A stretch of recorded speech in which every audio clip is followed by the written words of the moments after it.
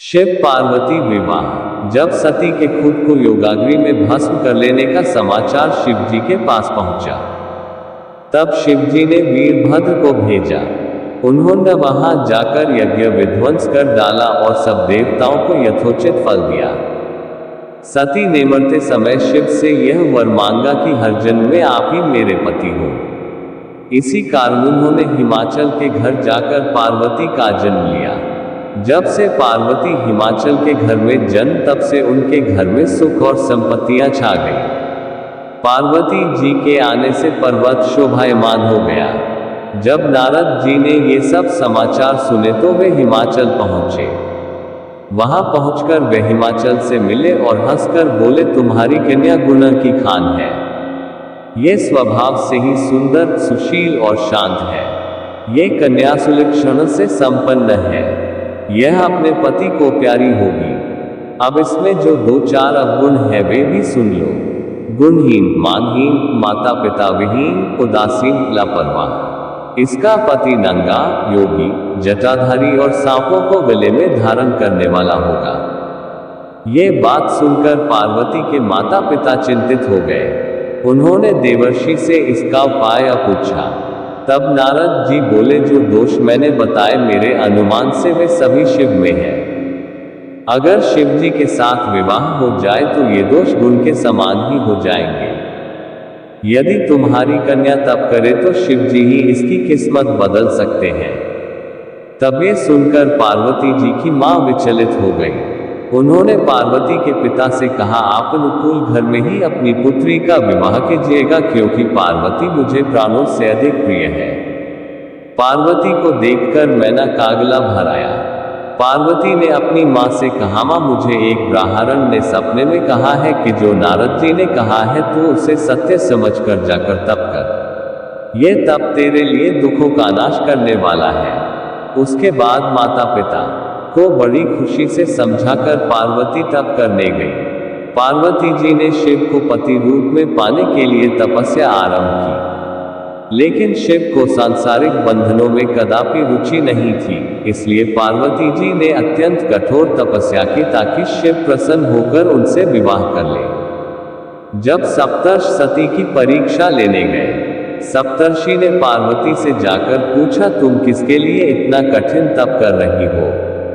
तब पार्वती ने सकुचाते हुए कहा, आप लोग मेरी मूर्खता को सुनकर हंसेंगे। मैं शिव को अपना पति बनाना चाहती हूँ।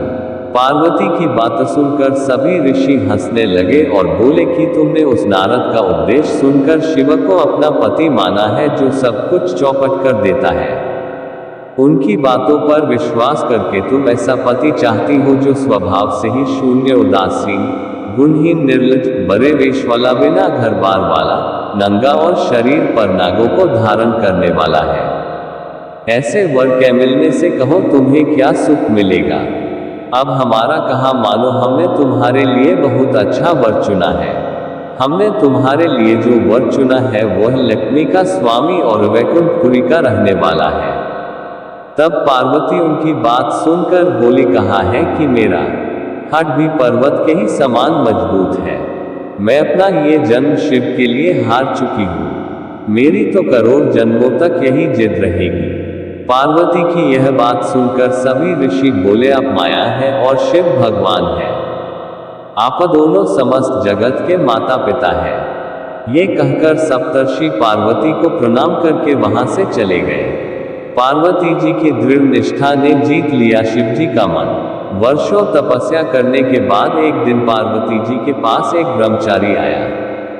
वो ब्रह्मचारी तपस्विनी पार्वती का आज्ञा स्वीकार करने से पूर्व बोल उठा, तुम्हारे स्वीकार करने से पूर्व बोल उठा, तुम्हारे जैसी सुकुमारी क्या तपस्या के योग्य है।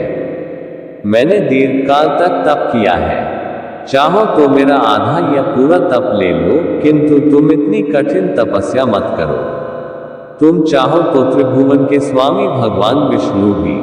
किंतु पार्वती ने ऐसा उपेक्षा का भाव दिखाया कि ब्रह्मचारी 2 क्षण को रुक गया। फिर बोला, योग्य वर में 3 गुण देखे जाते हैं, सौंदर्य, कुलीनता और संपत्ति। इन तीनों में से शिव के पास एक भी नहीं है।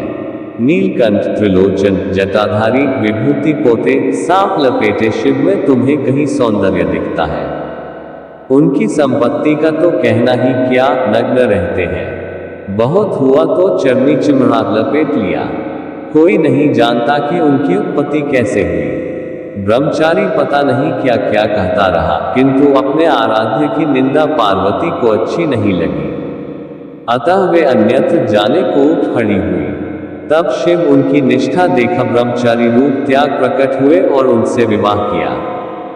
जहां दृढ़ लगन, कष्ट सहने का साहस और अटूट आत्मविश्वास हो, वहां लक्ष्य की प्राप्ति अवश्य होती है।